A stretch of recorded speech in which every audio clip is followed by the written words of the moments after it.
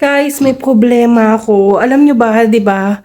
In my previous videos, nabanggit ko doon na nahihirapan akong humanap ng school ng anak ko dahil nga super mahal ng mga British school dito sa Qatar. And meron akong isang school na pinag-submitan ng application. And sobrang tagal nilang sumagot or i-email kami kung ma-accept yung bata. So, super hintay kami ganito ganyan.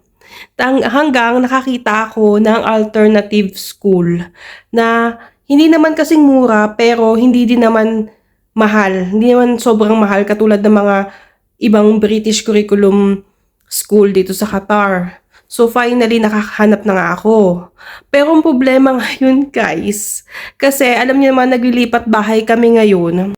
Tapos, yung alternative na school na nahanap ko, meron silang branch sa Al-Wakrah saka sa Al-Dayin.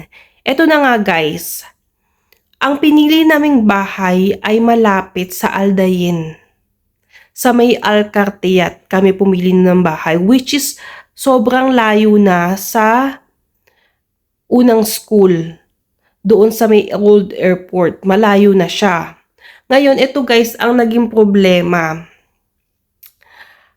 Ngayon, nag-send na din ng email sa akin yung first school na for assessment na din yung anak ko. Same sila nung alternative school na nahanap ko, nag-send na din ng assessment schedule. Ngayon guys, naluloka ako kasi hindi ko alam kung anong pipiliin ko ngayon. Tapos ito pa, yung Old Airport School sa Iring Road, nag-send sila ng schedule sa akin which is Wednesday na. So anong araw ngayon? Ngayon is Monday, Tuesday, bukas. So, kailangan kong mag-decide na ngayon which is school yung papasukan ng anak ko. Dun sa alternative school na nahanap ko, napasa ko na lahat ng requirements. Kasi through online sila tumatanggap ng application. Ito namang sa Iring Road, so dun sa may old airport na school, ngayon ko palang isasubmit yung mga requirements kung pupunta ako for assessment nga. Kaso meron akong dalawang requirements pa na kailangan pa palang kunin. Kasi ngayon lang nila sinabi, I'm sure wala akong nakitang requirements na ganun doon sa ano nila, sa list nila. Kaya hindi ko siya nakuha before, which is the certification of liability and certification of parang good moral, ganun, yung dalawa na yun.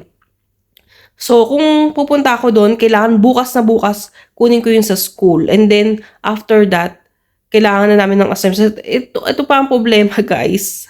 Kasi exam week ng anak ko. Dahil nga, alam nyo naman dito sa Qatar, di ba? Ang daming, alam nyo ba, kung hindi kayo nasa GCC country, ang daming delays ng mga school dito ngayon dahil nga sa mga nangyayari, di ba?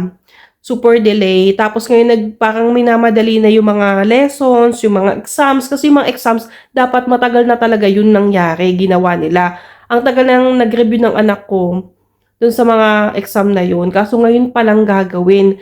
Baka nga nakalimutan na ang anak ko yung ni-review niya. Pero nag-aral pa rin naman siya. Pero alam mo yun, sa sobrang gulo-gulo na, hindi ko sure kung yung in-exam niya is yun yung ni-review niya, sa totoo lang. Pero sabi naman niya sa akin, madali lang yung test na binigay sa kanila.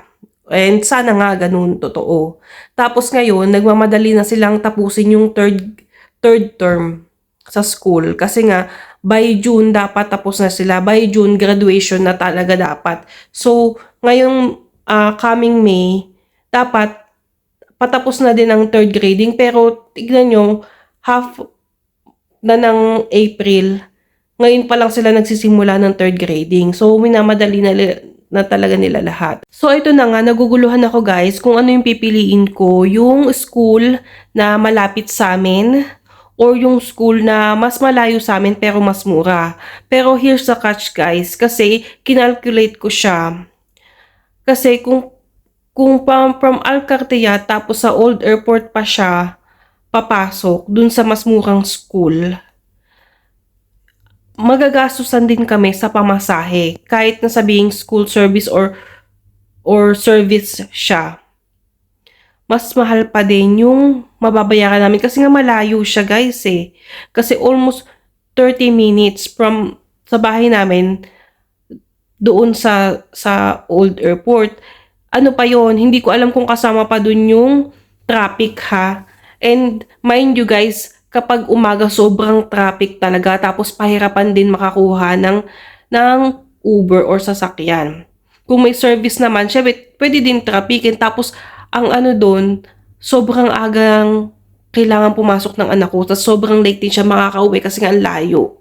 Tapos doon naman sa alternative na school na malapit sa amin, syempre yung convenience na malapit, ganyan.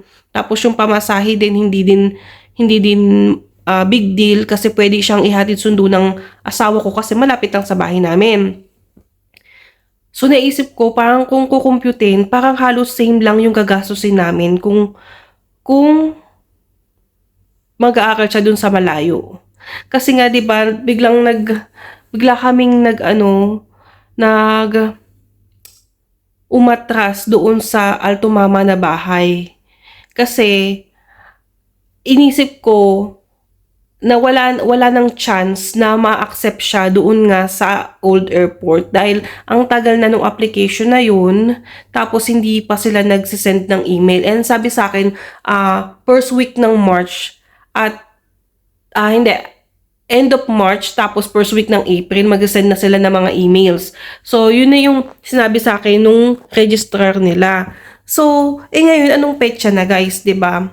Ano na, April 12, 13 na ngayon. So parang wala na akong hindi na ako maasa. Tapos sabi pa sa akin noon, yung nag-submit ako ng application doon sa waiting list lang kami doon sa may old airport.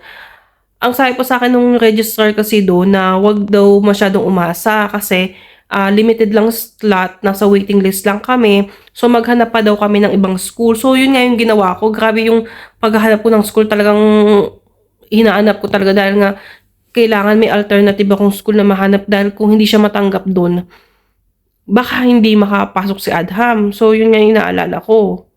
So yun yung sabi sa akin na hindi daw sigurado, ganito ganyan, na mahirap nga daw makapasok sa school na yun kasi nga daw madaming nag-a-apply dahil nga mura guys, 'di ba?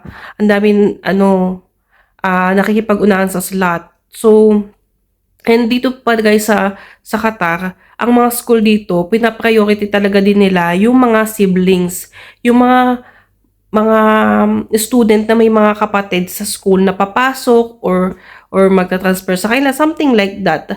Yun yung mas pina-priority nila kasi nga meron ng kapatid sa school. Tapos huli na yung mga nasa waiting list na transfer lang or bago pa lang sa school, ganyan. Yun yung hinuhuli nila. So, kaya nawalan na talaga ako ng pag-asa. Ngayon, naguguluhan talaga ako. Siyempre, ang unang concern ko din kasi guys, ayoko siyempre mahirapan yung anak ko sa pagpasok. Kasi grade 7 pa lang naman yung anak ko. 11 years old pa lang naman din talaga to, 'di ba? Siyempre, bata pa din para bumiyahe ng mahaba. Yung pagod, yung aga ng paggising, tas pag-uwi, tas mag-aaral ulit. Parang kung nag-send sila sana ng mas maaga, siguro hindi na kami naka-oo dun sa Alcartiat na bahay. Dun nga sa final na napili namin. Kasi dati Alto Mama talaga yung napili namin. Kaso nga lang,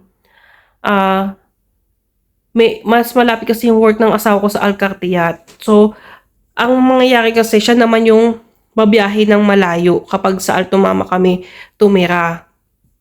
Pero malapit naman yung anak ko sa school. Ayun, sobrang complicated ngayon kasi alam mo yung parang super okay na lahat, nakaplano na lahat, okay na, wala na akong iniisip. Ang iniisip ko na lang ngayon mag-pack ng gamit namin at makalipat. Ngayon naman guys, napaisip ako kasi kaninang umaga, yun nga, bigla ako habang check ko yung email ko, nagulat ako. May email na dumating. Tapos akala ko from school doon sa alternative school na in-applyan namin. Nagulat ako, doon pala sa old airport yun. Talagang as in, saktong-sakto pagbukas ko, nakita ko siya. Nagulat pa ako, parang hindi ako makapaniwala kasi nga hindi na ako nag-e-expect na makakapasok pa siya dun kasi nga ang tagal na. Tapos yun nga parang di-discourage din kami na umasa na makapasok dun dahil nga waiting list lang. Lahat ng magulang that time nung nag-apply kami, lahat ng magulang sinasabihan nila maghanap ng alternative, tapos hindi talaga sigurado. So, syempre guys, kapag ka sinabihan ka ng ganun, 'di ba? Parang hindi mo alam kung anong gagawin mo. Siyempre maghahanap kaya ng alternative talaga, yung siyempre, yung sigurado na makakapasok yung anak natin. Tapos ayun nga, ngayon, eto, problemado ko. Tinanong ko din yung anak ko kung gusto niya. Sabi niya, mas gusto niya daw niya dun sa alternative kasi nga, parang na-condition ko na din siya na dun talaga siya mag-aaral. Ganun.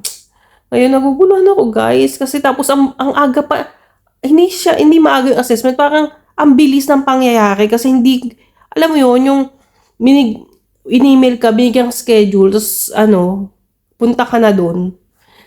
Ang meron pang additional requirements na wala kami. So, kailangan ko pa yung puntahan sa school kung if ever na yun nga, dun ako magpapa-assess yung anak ko. Yun lang guys, grabe, comment down below kung ano yung opinion nyo about dito kasi ang sakit ng ulo ko. Bigla na lang sumakit yung ulo ko, grabe. Yung lahat okay na, tapos ito pala. Kaya nakabwisit dahil sa bahay na yun. Dahil sa paglipat namin, ang sakit na ng ulo ko. Yun lang guys, salamat sa panonood at pasensya na, sit vlog lang tayo today kasi nandito lang ako sa bahay, hindi ako lumalabas and hindi ako masyadong nagpapak ng mga gamit namin kasi nga 25 to April 30 pa daw ang lipat namin kasi para daw simula ng buwan magi-start yung pagtira talaga namin nun, sabi nung may-ari. So, hindi ko pa mapak lahat ng gamit kasi madami pa namang time. Yun lang guys. Salamat sa panonood. Bye!